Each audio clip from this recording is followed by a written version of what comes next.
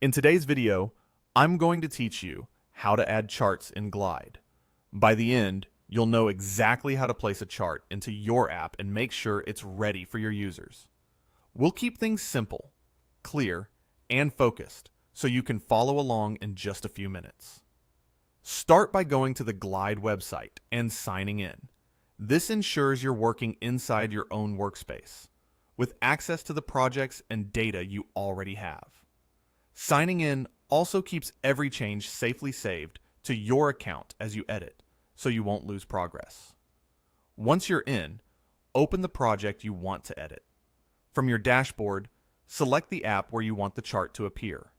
This launches the editor, where you can see your screen layout and a live preview of your app. Take a moment to confirm you're on the screen where the chart belongs, so it ends up in the right place for your users. Next, click the Add icon in Components. This opens the component picker, the library, where you can add visual elements to your screen. You'll notice different categories of components.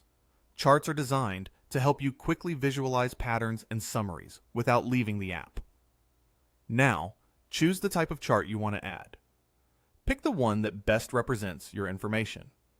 For example, a bar chart works well for comparing categories. A line chart is great for showing trends over time, and a pie chart helps highlight proportions. After you select a chart, you'll see it appear in your layout, and options will become available so you can confirm that the chart aligns with your existing data and looks the way you expect. As you review the preview, think about clarity. Keep labels concise. Choose a chart that makes differences easy to spot, and make sure the chart sits in a logical spot on the screen so users can interpret it at a glance.